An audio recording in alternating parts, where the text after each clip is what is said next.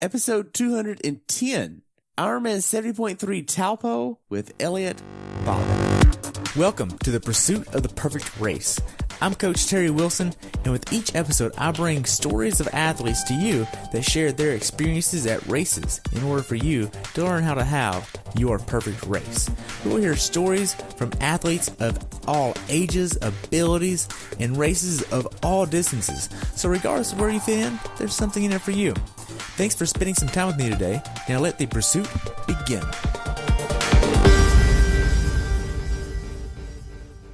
Hey everybody, welcome back to the pursuit of the perfect race. Today I'm talking with professional triathlete Elliot Bach about his recent race at IRONMAN 70.3 Taupo in New Zealand, where the temperature on race day was amazing, but the water temperature was around 55 degrees Fahrenheit. Elliot had a time of 4 hours, 11 minutes, and 20 seconds, which allowed him to place 6th overall. Welcome to the show, Elliot. I look forward to talking to you again, man. Yeah, thanks for having me back. Looking forward to it. Awesome, man. So what made you want to go down to New Zealand right after freaking Ironman Cozumel? It was a good, I wanted to race out of country again at the end of the year. There weren't many options. I've never been to New Zealand.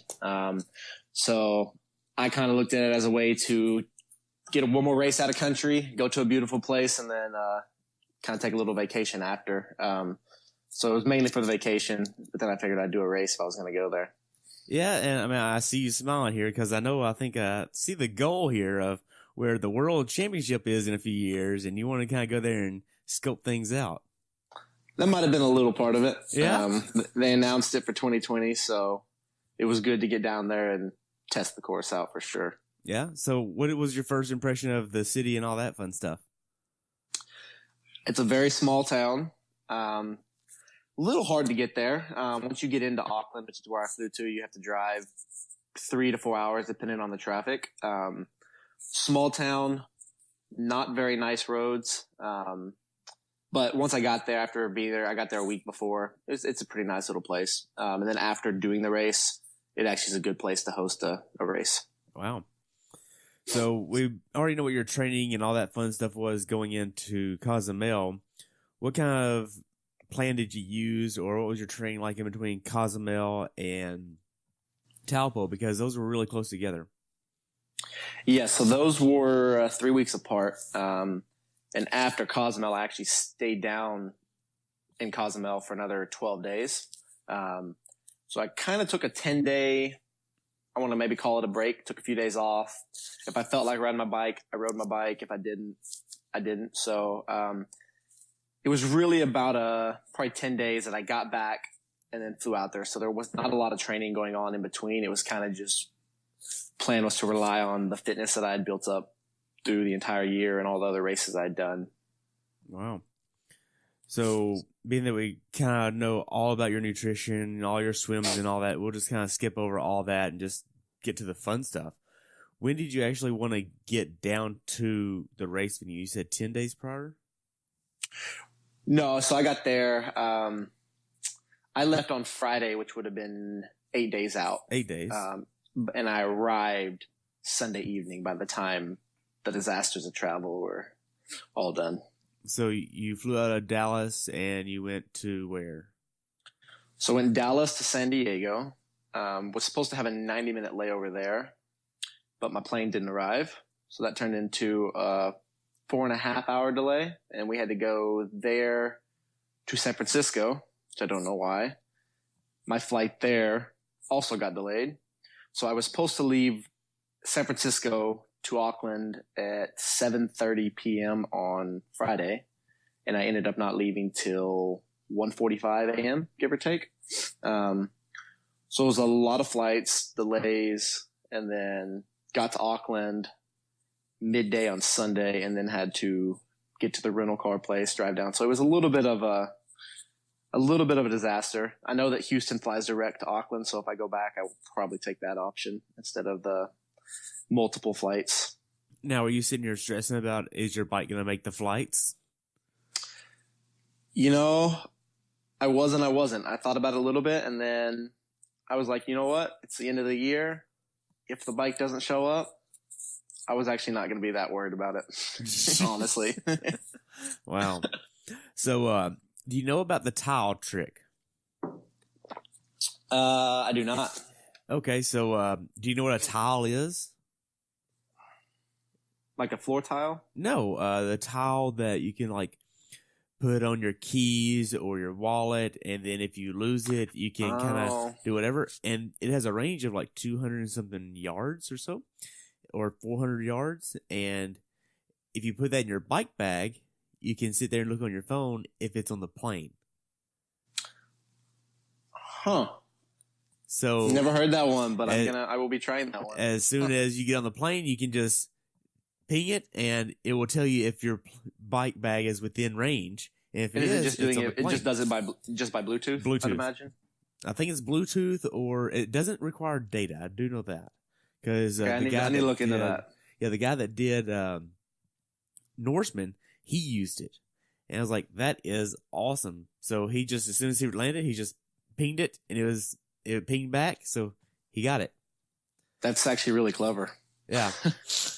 So, I mean, if I have to fly with a bike, that's what I'm going to do. Oh, yeah, for sure. Man, sorry, I feel under the weather today, so it's this cold crap. So, once you got down to New Zealand, you got a rental car. How was that process, being that you're not a New Zealand resident? New Zealand, it was actually pretty straightforward. The only biggest thing is you're driving, obviously, on the other side of the road and on the right side of the car. But the whole rental process, as long as you just U.S. driver's license, that's all you need. So that actually was pretty straightforward. And then got on the road, and it took me a little bit to kind of get out of town. I was trying to figure out, because it takes, anytime I go somewhere where I'm driving on the other side, it takes me about an hour or so to get comfortable again, and then it's not a problem. So getting out of Auckland was definitely a little tricky. And all the speed limits are in kilometers? Yes. Like they should be?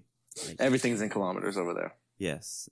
I really love the metric system. I worked with some folks from South Africa, and they were like all about the metric system, and I learned it over the 9 months I spent with them. So yeah, it's great. Oh yeah. So as you're getting towards the race weekend, how was your training that week and adjustments getting to New Zealand time zone? So I made a point I technically left Friday morning, got there Sunday evening, just the way travel and everything worked out. So on my flight from San Francisco to Auckland, I just made a point to try to get as many hours of sleep as I could. And it was just, off and on the whole time. So I was pretty tired when I got to Auckland, but I was like, I'm just going to stay up. So I just made sure I didn't sleep at all. I want to take a nap, just stay up the rest of the day. That way, then when I go to sleep, I'm kind of on. So it took about 2 days, and then I felt like I didn't feel a lot of jet lag or anything. I felt like I pretty much was able to get right on the schedule. Wow, that's pretty awesome. So how was the food? Did you worry about the food quality, water quality that you were ingesting while you were there before race week?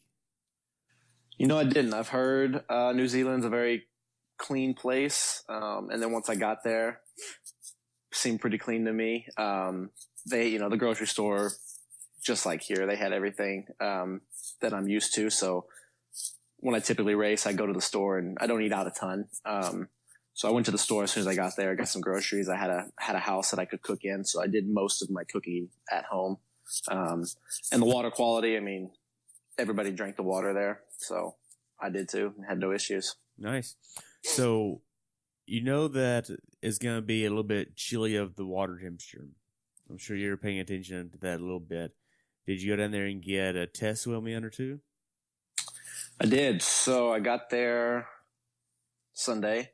I thought about swimming Monday, but it was kind of raining out. It was a little chilly, so I did not do that. I went to the pool instead. I think Wednesday was the only day I actually got in the water. I went and I think we did 4K down there on the course, and it was very cold. It was fine once I got going, but it took about a mile or so before, and then your feet went numb, my hands went numb, and then I was fine. Gosh. But I didn't want to get back in after, I got in the one time. I was like, all right, I'll get in on race day, and that's it. Man. So I know you're really, I would not say superstitious, but you're very adamant about putting your bike together as soon as you get there. Did you do this here? Oh yeah. Okay, so I actually did that, but I did that even before I went to the store. And I was actually, by the time I got down there, I was getting kind of hangry. I was hungry. I needed food, but I was like, nope, I put the bike together first. Wow. So, what was your first impression of the roads there? They are absolutely terrible. They are bumpy and chip seal everywhere. Worse than North Texas? It's up there. It's definitely up there. I mean, the roads were, the whole time you're riding, you're just like shaking. I mean, water bottles lost. It was, Man. terrible roads. So, whenever you actually think about the race venue and how it was set up, going for the check-in process and dropping your bike off, how was all this fun stuff? Pretty straightforward. The only thing that was kind of spread out is when you get out of the water, it's quite a trek up to transition. But as far as packet pickup, where you check in, transition, it was all in a pretty big field, and it was actually all there. Race meetings, everything was very central, and easy for whether the athletes or family. It was very easy for everybody to get around. Parking, was that an issue? It wasn't actually. I mean, I don't know how many people drove there. Like I had a vehicle and I was staying less than 2 miles away. So we just had somebody I was with just drop me off, and then they just took the car back to the house. But I do know right next to transition, there was a pretty big parking lot. And this race wasn't, I think they said there was maybe 900 amateurs. So it wasn't a huge race. So I don't actually know how many people were local or, but it seemed like people didn't have any issues with the parking. Nice. So the day before the race, are you worried or stressed out at all? Not too much. I took it, slept in, had my coach down there, Paul, and I actually was there with another pro from Canada, one of my teammates. And so we just kind of slept in, and then we went out for just a short ride, a few pickups on the course, and then did a little runoff. And it was pretty straightforward. And then we went to the meeting. But I was pretty chilled, pretty relaxed. You weren't doing like a 3-hour bike ride before the race? Not for this one. I mean, I know at Chattanooga you did. It was only, I think I did 90 minutes. Gosh. And I stopped several times. Getting soft, man. I know. Man. So were you bringing your bike the morning of, or did you bring it the day before? For this race, we had to check it in the day before. Okay. And that's usually how most races this year, the U.S., they've let us bring it in the morning of. But most races I've done out of country, doesn't matter if you're a pro, you have to put your bike in the day before. Gotcha. So dropping your bike off, no issues, bike, machine was all good. Walk me through your nutrition the day before the race. It was very sporadic. Not what I would normally eat. I got up and did the oatmeal like I normally do, but lunch I think was like crackers and ice cream, and dinner was pizza and more ice cream and a beer. Pizza, ice cream, and beer. Weird. So after you check your bike in, what are you doing that night to kind of prepare your race mind for the race? I tried to just not think about it, actually. I tried to just enjoy. I was staying right there on the lake. I just tried to enjoy the scenery, enjoy the beautiful place I was in. I got my bottles ready and everything so that I was ready to go. But then, I did that right away. And then it's just like, all right, for me, I just was like, don't think about the race and let's just enjoy the area. Nice. So if you go out the back door of where you're staying, what does the atmosphere look like? Paint the picture with words of what it looks like. So I was directly across the street from the lake, and the lake is huge. You can see snow in the mountains across it. Absolutely beautiful. Especially like in the morning, the sunrise coming up, just breathtaking. Wow. I'm picturing like pine trees everywhere. There was some way off in the distance, but I just had, just the whole lake right in front of me for as far as you could see. Wow. That is amazing. So you get up on race morning. How'd you sleep the night before? Pretty good. I think I went to bed around 10, slept till, I think I got up at 4. This was I think we started at 6:45. It was an earlier start, so I got up right at 4. Pro women started at 6:18. So you all started yeah, at we were 6:15. 6:15, yeah. Because I guess just the way it is over there, I mean, it's light very early in the morning. And so at 6 o'clock, it was very bright out. And it's their summer. Yeah. Just starting. Late spring, early summer. Yep. Yeah. So you get down to transition. How's the energy there? I was one of the first ones in transition, actually. It was pretty calm. It kind of seemed like even this race, even the meeting, everything, it seemed like this whole thing was just everybody was laid back, which is, I didn't mind it. But really wasn't stressful. Everybody was just laid back. If you had a question, anybody would help you. So I just got in, got my bike. I think it rained a little bit the night before because all the bikes were soaking wet. So just tried to get the bulk of the water off, put the nutrition on, the computer on, and then it was about a 3.5, 4 minute walk to race start. So I was in transition maybe 10 minutes total. Nice. I just set it up and got out. And then I went down to the water's edge just to, that's just kind of where I did a little bit of stretching, got the wetsuit on, but I knew it was going to be a cold swim. So I was like, I'm not going to warm up. I did like 2 minutes once I let us in the water, but I was like, I'm not going to run or anything like that. It's freezing. So, just tried to stay warm. Did they have enough porta potties down there? Yeah. They didn't have a ton. There's maybe 8 in transition and down by the water's edge, but I mean, it even felt like a small race. So I had no issues, but I also was one of the first down there. So I did what I needed to do and got out and was ready to go. So your nutrition plan for race day, what's this look like? I know we talked about what happened at Cozumel and how that was not so great of a day. And what kind of lessons did you learn from that you applied to Taupo? For this one, I decided since it was only a half, I contemplated maybe taking something solid because, that's what I did for the full. I was like, you know what? No, I thought about it. I just went back to, I'd gotten where the last several halves was strictly liquid. And so I was like, I'm just going to do the same thing. And so that's exactly what I did. And then I don't give myself the option. Sometimes a few races I've like maybe taken a gel or a bar, and then I have the option. I don't do well if I have the option. I'm like, oh, should I not? So I just think about it way too much. So I just put the 2 bottles on the bike. It's like, that's what we're going with. Not taking anything else. Wow.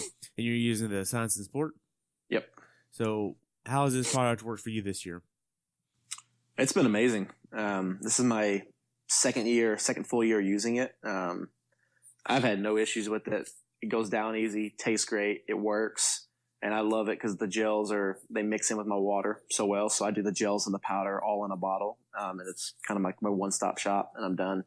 Okay. Now I know you got about 700 total calories on the bike ride here, so about 355 per hour. Do you feel like this was too much for you, too little? Did you not have enough kick?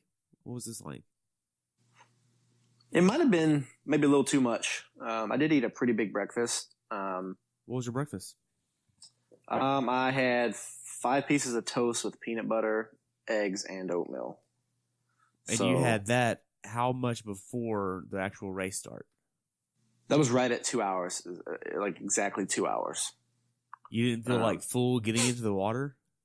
I was definitely a little full. Oh, yeah. Man, that's a big freaking breakfast, man. I get hungry, so I was like, I just want to make sure I'm not. So I did that and then took a gel right before the start, and then the liquid on the bike. Man.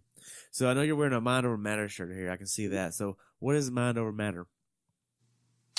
So we are started out as just a clothing. It's just I think the first run was hats and a t-shirt and just the slogan, Mind Over Matter. You can do whatever you want to accomplish. You can find a way to get it done. So now we've got PRs and podiums.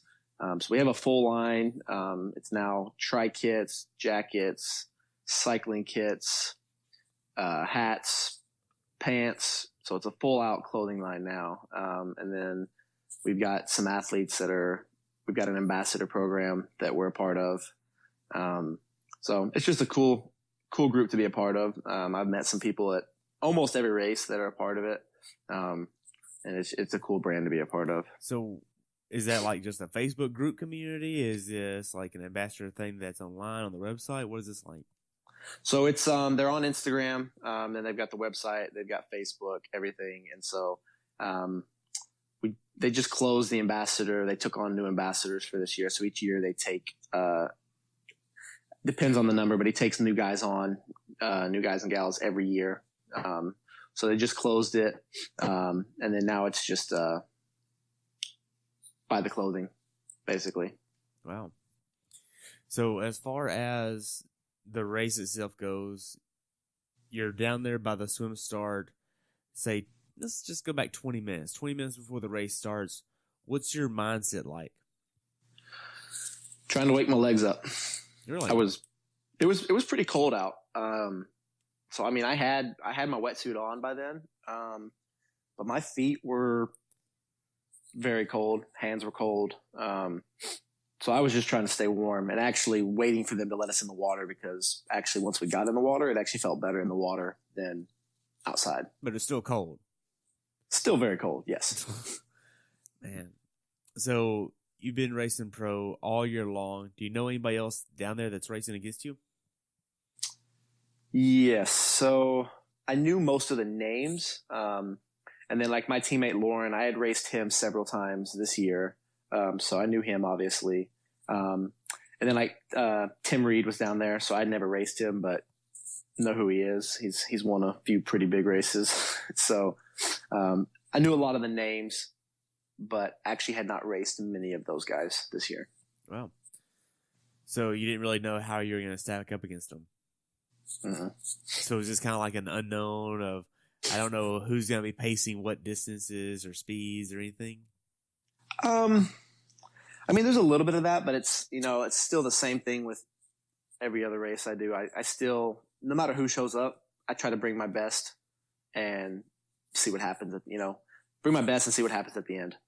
Right. Because I think from most age groupers, they don't understand that this is more of a tactical and strategic race for the pros, because y'all are actually trying to win, and you need to know who's going to be racing at what speed, how people race, the strategy of other people, so that way you know how to outsmart them throughout the course as well. Right. And that's where too, it's, when you're racing a group that you haven't raced before, you can look at results and stuff, but you also, it doesn't matter about results. It matters what happened on the course. Yeah, because even the best have bad races or something goes wrong. We're mechanical. So you have to just show up and give 110%, but also you have to race smart. You gotta have tactics. So you gotta know what you're going to do. And you have to make quick decisions when you're out there. Right. So going into this swim, the cannon goes off. How does the swim go for you? It was pretty rough. I mean, I felt good getting in the water, but as soon as they said go and I started swimming probably 200 yards in, I didn't exert myself too hard. I mean, you got to go out hard, but I don't know. I just felt flat the entire swim. I'm not really sure. I still don't know really what happened. I mean, I tried to figure it out, but it got to where I just, tried to kick hard, move the arms hard. I just could not get going. So I caught myself towards kind of in the back group kind of, and I was just hanging on for dear life, honestly. I wanted to go with those guys up front. I think 4 of them got away, but I just couldn't get the job done. Man, because it was, 25:50 or 25:49 swim, which for me, I think that's pretty amazing. But with these conditions, it still wasn't where you wanted to be.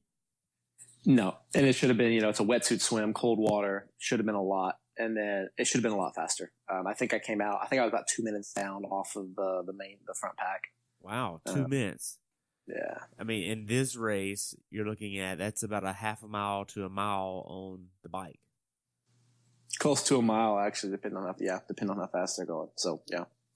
I mean, that's a long way in between just that swim. Good little chunk, yeah, for sure. Man. So As far as the swim, how's the water quality? Can you see the bottom? I know I've heard some people say that you can see the bottom of the lake there. Super clear. You can see, I mean, I think we were probably swimming in maybe 8 to 9 foot depth. But I could be wrong. I mean, we were a good little ways off of shore, but we kind of went parallel with shore, went out, and then came back down. It looked like it was only about 10 foot deep. Could have been deeper. I didn't go down to find out, but you could definitely see the bottom. I mean, it was perfectly clear. You see any fish? I did not. Oh, wow. Just lots of rocks. They're all hiding. That water was too cold. They're all hiding somewhere. I don't blame them. Man. So you get out of the swim. You said this is a longer transition. You had 3 minutes, 9 seconds here. What was this transition like? Uphill the entire way. You come out of the water, kind of run across a little bit of a beach, up a few steps, and then you're running. I guess it's technically a road, but you got to run down, and it's kind of going past all the boats off in the water, and then you have a pretty gnarly stair step that you have to go up, and then cross another parking lot, and then cross a field, and the transition. It was a long way. Now, was there sand as soon as you got out of the water? If I remember right, we had maybe like 10 meters of sand, if I remember right. Well, that's not too bad. Yeah. So you wasn't much. You didn't really worry about the sand getting in your bike shoes or anything like that? No, I knew how long of a run it was up transition, so I figured anything big would definitely get out by then. Okay. So you get onto the bike. Once you get to your bike, how far away from the bike mount line are you?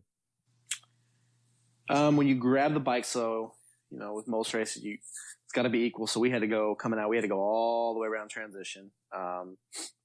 Once you get the bike, though, once you come out of the gate and the mount line was 10, 15 meters down, it was not very far. Okay, so you were like right there.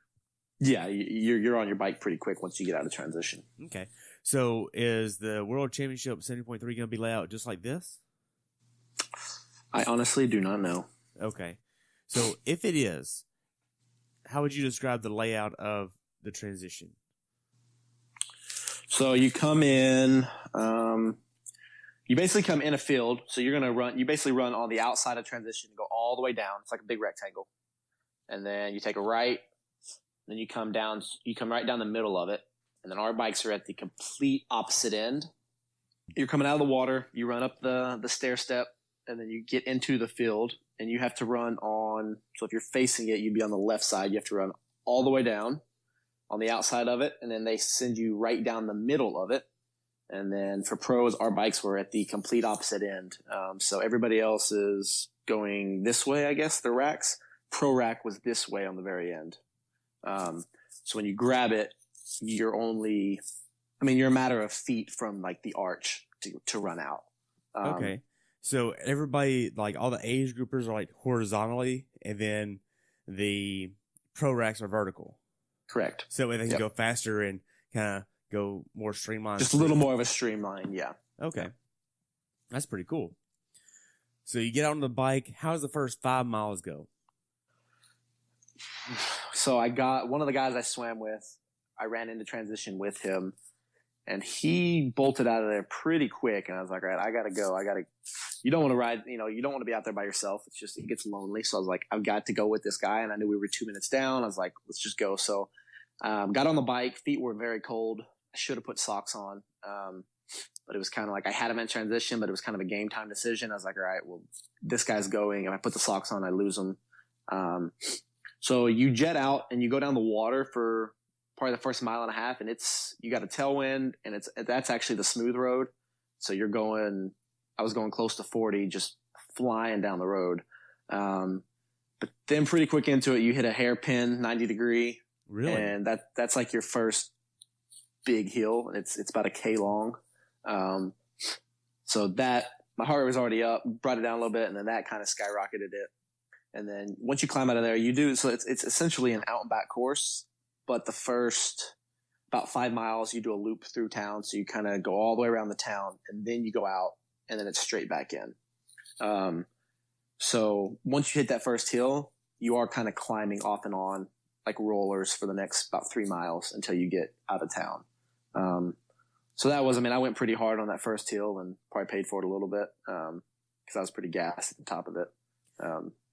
But I just tried to settle in. I was still with that guy, so I just tried to settle in, back off a little bit, and just try to get out of town because, when you're in town, you're in aero, then you're up, you got to hit the brakes, turn in, stuff like that. So I was like trying to tone it back a little bit till I got on the main road because the main road is just, you go straight out. So you just put the hammer down and just go. Correct. Okay. So this is your second year racing as a pro, right? Yes. Okay. So did you realize whenever you were going to turn pro that there are these situations in races where you could literally race the entire race and not see anybody? Oh, yeah. So you know that existed? Oh, yeah. But did you know how mentally that was going to be for you if you had to go through that? I mean, the first few times I did it last year, it was pretty hard. But figure a way to get over it and figure out. And that's why now it's like, it still sucks to be on your own, but I still know because it's happened this year. I mean, it happened in Taupo for a little while. When it happens, I'm pretty good, I feel like, at adjusting, but still staying focused. Right, because a lot of people don't know that this black zone really exists where you're faster than all the age groupers on the course, but slow enough to not be with the lead pros. And it's like no man's land mentally and emotionally because it's like you're out there trying your hardest, but you're still not catching up. Right. And I mean, that can be a real negative zone there to fall into. How do you avoid falling into those bad places? I think the biggest thing is just to quickly think about like why you do the sport, why you love it. The thing is when it comes down to it, nobody's making, whether you're amateur or pro, nobody's making us do this. And so in New Zealand, for instance, I got popped pretty good about that turnaround, and I was solo for the last 20 plus miles. What do you mean you got popped? I just couldn't ride. I was just flat the whole day. I didn't have the power to go. A group caught me of 3 guys, and I got dropped by them about at the turnaround. So there was 4 way off the front, and then there was another group of 3 or 4 that I was with. Couldn't stay with them.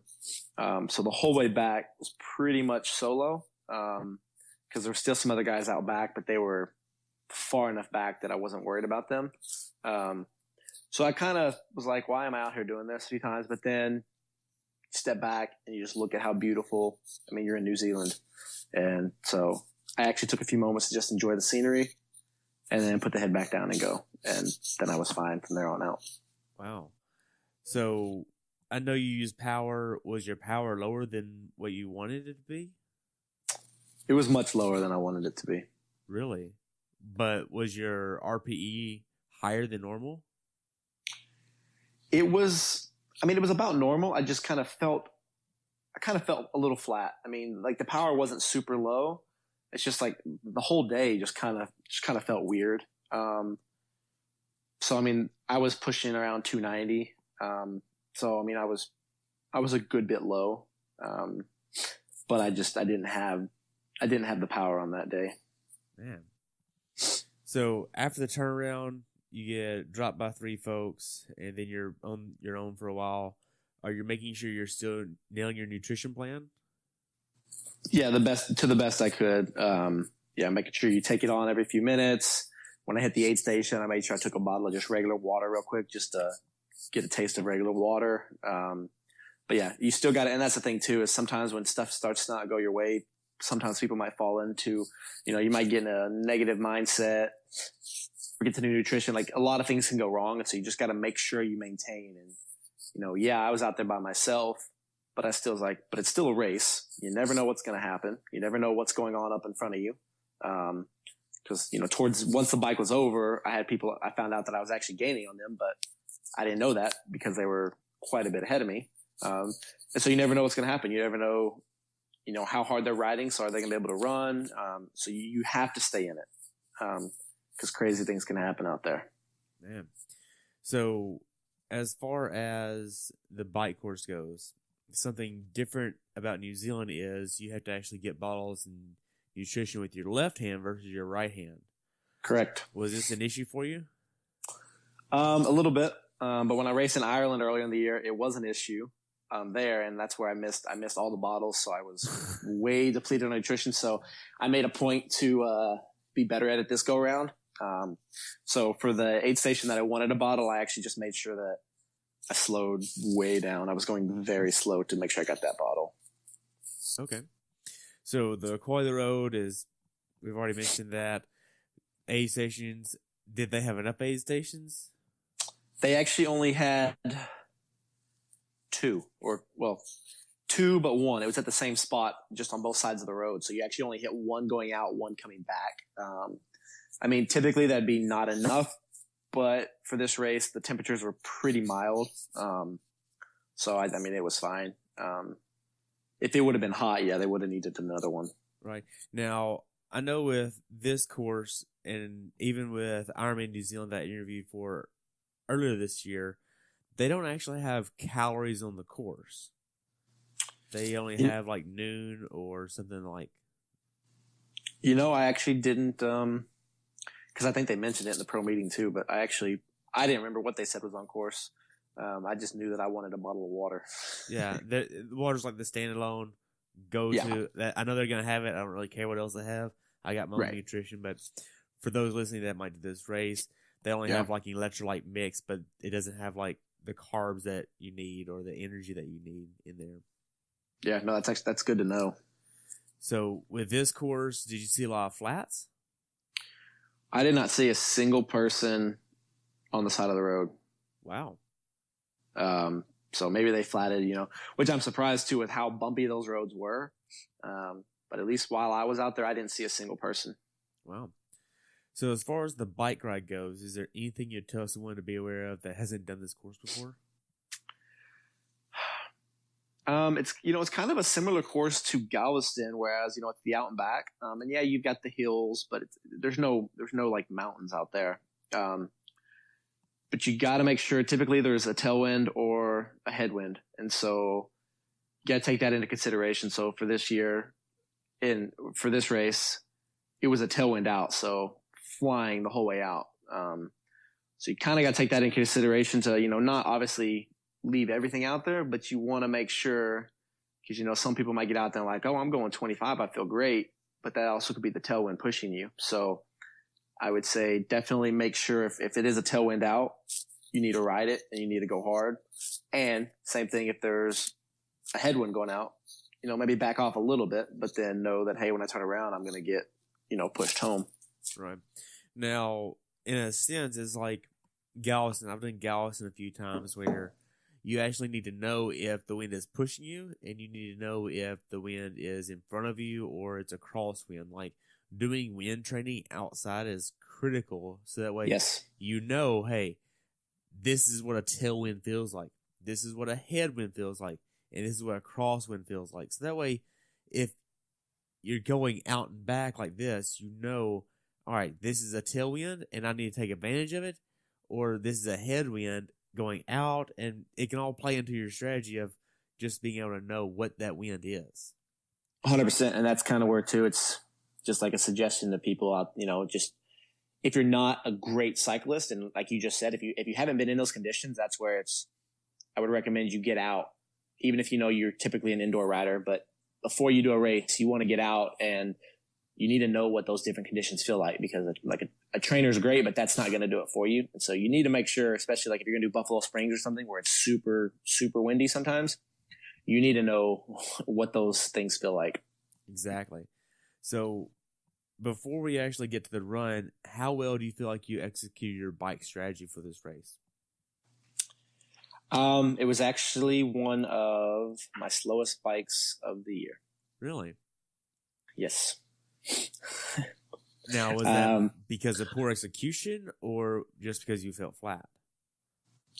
It's just, I didn't have it on that day to ride fast. I might have executed not the best, maybe went a little too hard in the beginning. And it was a long year. And so, but it's, I don't make excuses. I just couldn't get it done, but I did what I could with what I had on the day.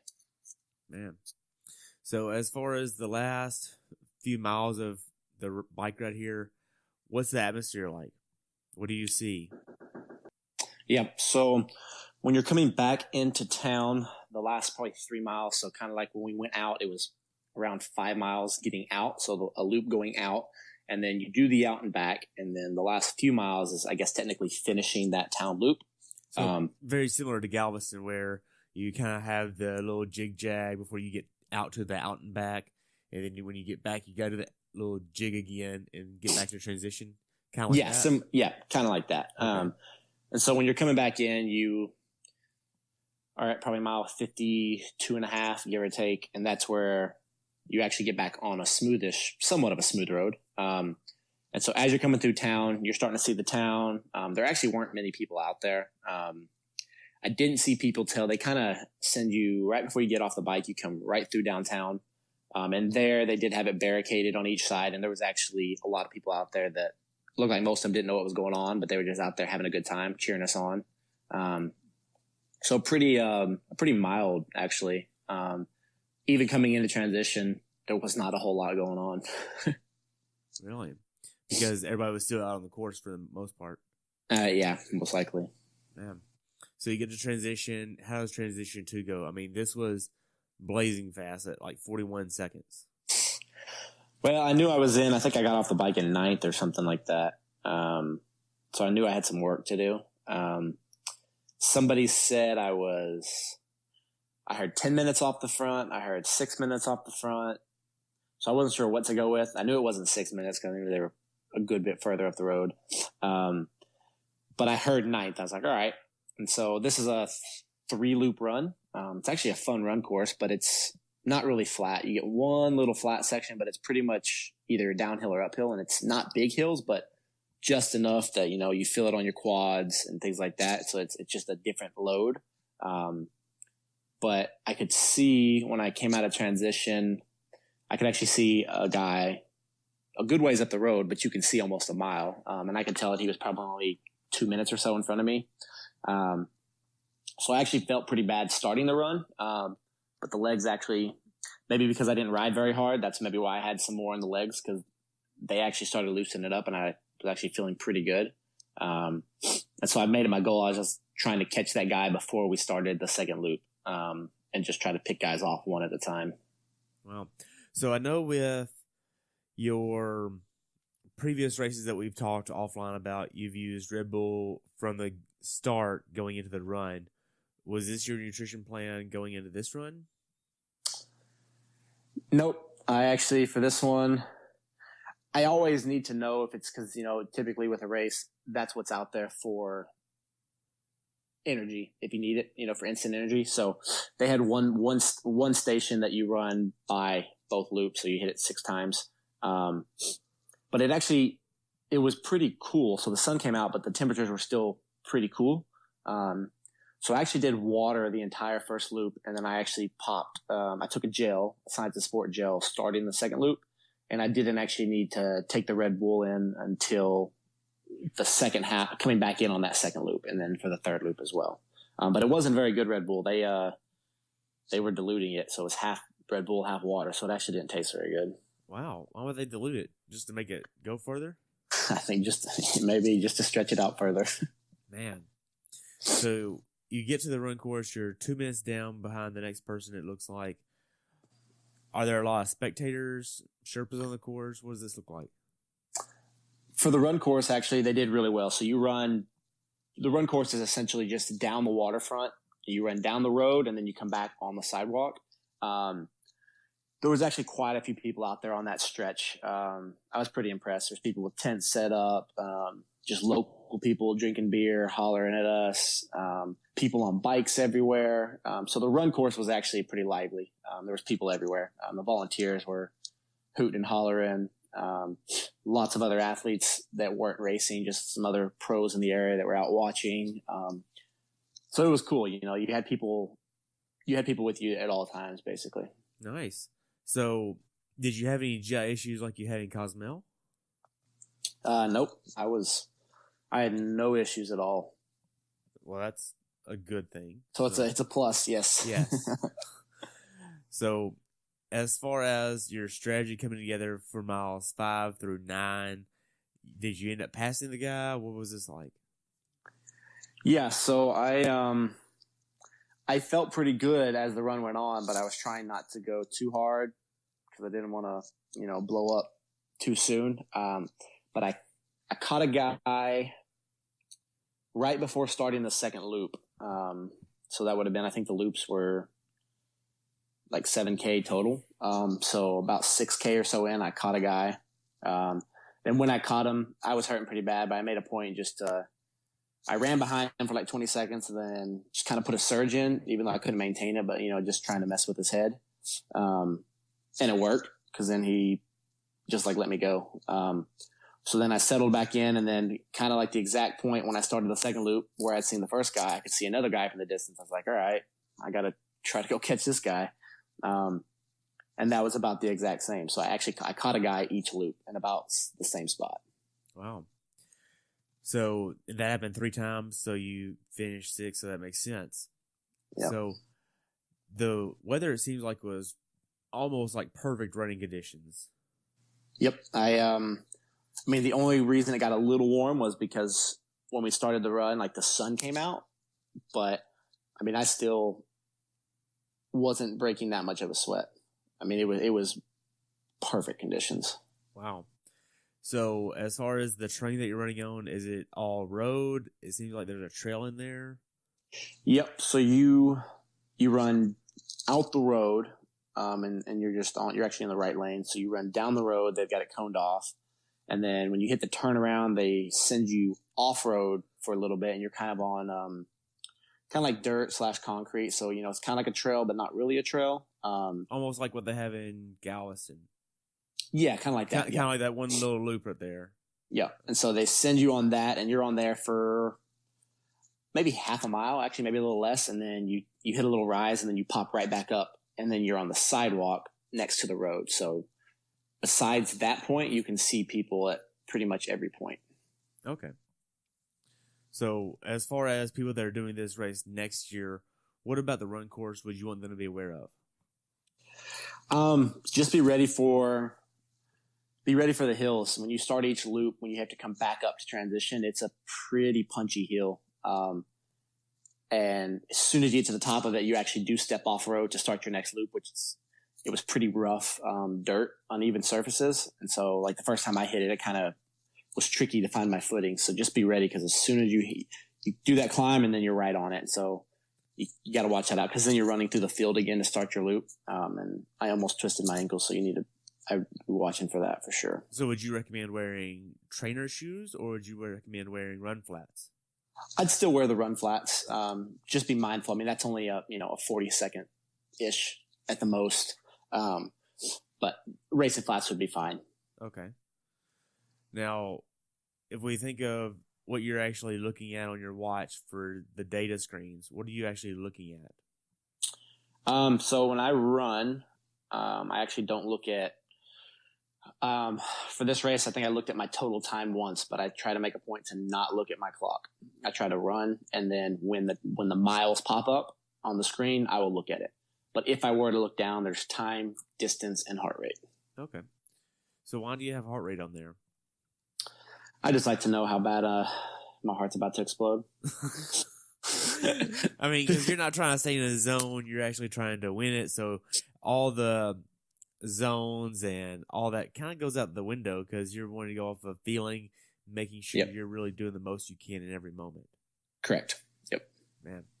So if we think of miles 10 through 12 here, where you're really on the back end of trying to push it here, I mean, you're going to run a 1:23:29 this race, which is amazingly fast for a half marathon for most folks. But how are you feeling mentally? Because we're thinking about an hour and 10 to an hour and 15 right now. You're almost done, but you're not quite. You still need to push a little bit more. I was actually just trying to enjoy it. Like, I was hurting. I kept trying to put, 10, 20-second surges in and then back off. And I kept trying to do that. But when I got to the third lap, after I had caught the one guy, I was still trying to run hard, but I knew that fifth was, I think, 6 or 7 minutes up. So it's like, there was no way I was catching him. But I tried to run hard, but I tried to enjoy it. I was trying to thank people at the aid stations, and I was just trying to have a good time because, I mean, there weren't a ton of people out there, but it was a good enough crowd, and they were really getting into it. So I was trying to, people were hollering because, your name's on your bib, hollering my name, and I just gave a few kids high fives and just trying to enjoy the experience and just having fun, loving what I do. Wow. So what's the finish line experience like here at Taupo? So you come down, the finishing chute's, right next to transition. Come down, and then just like most races, they announce your name. Come through, they wrap you in a towel, and then actually, like, the food tent is, some races, it's off to the side. It's literally like 20 foot from the finish line. So if you want food, you walk right in, and it's right there. A towel? So you get a towel here? Yeah, so they gave us like a beach towel with, I guess, it looks like it's got every Ironman or half Ironman that's like put on in New Zealand or Australia is what it looks like. Wow, that's pretty cool. So, yeah, not bad. So you get done with the race, you get your medal, your towel. Are you hungry, tired, fatigued? You don't pass out? What's this like? My legs actually hurt. I mean, that uphill and downhill actually like destroyed my legs. So my legs were hurting pretty bad. But I actually pretty much grabbed my stuff right away and went back to the house, tried to pack my bike up right away because I had an early morning flight out of there. So I actually did all that before eating. Wow. So you've done plenty of North American races and even one in Ireland. As far as the hills and the terrain goes here, what courses would you say are a good mix of what you experienced here in Taupo? It's very similar. I'd say it's very similar to Chattanooga, actually, in the U.S. Okay. Because that's actually what I was thinking of with all the hills. But Yep. You need like a course similar to Galveston, but with Chattanooga's course. Yep. And so, because it's this course, yeah, it had some big hills, but for the most part, you keep your speed into all of them. Same with Chattanooga. There's a few that, yeah, you have to back off some, but for the most part, everything flows really well. Okay. So, how was your recovery process afterwards? I mean, it seems like the next day you just hop on an airplane, then you're on an airplane for only God knows how long. Luckily, I wasn't on a plane too long. I was in the North Island, and I was actually going down to Paul, who I work with, my coach. He actually lives in Christchurch on the South Island. So I actually left early Sunday morning just to fly. It was like a 75-minute flight just to fly down to where he is. So not too bad. Okay. So after you get done with that flight, how long are you down there before you head back to America? So I was actually there for, I was going to be there for like 7 days, but I was actually there I got there Sunday, and then I actually left there Thursday because I was in a motorhome. So I had to drive the motorhome from there all the way back up to Auckland. So I took 3 days to do that. And then went from there since it's the end of the year, that was my last race. So I wanted to take a little vacation. So, I went down to the South Island to do some bike fitting and do a few things, with my coach, and then headed off to, Bali for a week before I came home. Bali? You just hanging out over there for a week? I mean, you make it, nonchalant like. It wasn't too, I was already over there. It was pretty easy to actually get there. And it was really easy to get home from there. So I figured I'll take a week off of no training. I mean, I didn't even think about running or anything, and yeah, just enjoyed a week off. Man. So did you bring anybody with you? I had a few people with me. The whole time that I was gone, I had one of my athletes that I coach here in Dallas. He came with me when I left for New Zealand, and then he was with me the whole time, training down there, being a pretty good Sherpa for me. And then when I flew to Bali, we actually met up with another one of my athletes and his girlfriend, and they met us over in Bali. Nice. So if we kind of transition to wrap everything up here, how well prepared for this race do you feel like you were? 6 out of 10. 6? Yeah. So definitely some room for improvement here. So where was the other 4? I was just, I raced a lot this year, so I was ready to just go see what I could do. But, I took off kind of some after Cozumel, like we talked about, and then the travel out there. And I wasn't really doing a lot of training in between. It was just kind of like freshening up, making sure that I'm good to go. But I was ready for my off season to start. Okay. I started racing back in March, so I raced March to December, and I was just tired. So, if you could change one thing about your race experience, what would you change? I would have eaten better the whole week I was in New Zealand before the race. So you wouldn't have had beer and ice cream before the race? Probably not, or the 5 bags of candy I had, and 5 bags of candy. Several other things. Several other things. What else was there? Just lots of beer, ice cream, candy, pastries, lots of coffees. So no regrets. No regrets. Yep. Yep. And so, could Ironman have made your race experience better? Like the Ironman brand? Or just the race directors in general? No, they actually did really good. Volunteers were great. Any of the few questions I had, I could get an answer right away from the director. There was no issues. I thought it ran pretty flawlessly. Course marked well, people at every corner. It ran pretty smooth. Wow. So for first timers that are doing this race next year, what advice would you give them? Definitely get there at least a week in advance if you can. I wouldn't suggest driving the course, but not riding it, but I would suggest driving it. If you're going to have a car, I would drive the bike course just because it's pretty bumpy. And it's nice to see. And I would definitely get in the water because the water is going to be very cold and you don't want to, unless you're wired that way, but I would not want to get in the water the day of, but not knowing what it feels like. Even if you don't swim, just go feel the water. Now, I know in previous episodes I've interviewed for Taupo and Taupo 70.3, they talk about sunscreen, how there's a hole in the ozone there. Did you experience anything with the sunscreen or making sure you wore sunscreen or getting a sunburn? What was this like? Yeah, everybody said that as soon as I got there. And actually I rode like Tuesday or whatever before the race. I rode for like 90 minutes and my arms got burnt pretty bad. But for race day, I actually didn't put any sunscreen on, but I didn't get burnt. But that might have been just because it was overcast. The sun wasn't out until most of the run. But I actually didn't get burnt. Are you wearing a sleeve kit though? Yeah. Oh, that helps too. Yeah, for sure. So how logistically complicated was this race? It's not that bad. As long as you don't, hit delays like I did, it's not that hard to get to. You have to get to the West Coast, but San Diego, San Francisco, most of them, they fly direct to Auckland and then it's just a drive down. And then if you're anywhere in Texas, I know Houston flies direct. So it's just lots of flying and then a drive through the countryside in New Zealand. So it just takes some time, but it's not actually that hard. Wow. So I know you got a rental car here. How much was the rental car? I believe I paid like $168 New Zealand for a week. That's not bad. Which it didn't, and I split it with one of my buddies, so it actually was nice. Go ahead. Yeah, it was just it was a Toyota Corolla, but their Corollas are a little bigger over there. So the bike box fit, our suitcases fit fine. Perfect for 2 people. Wow.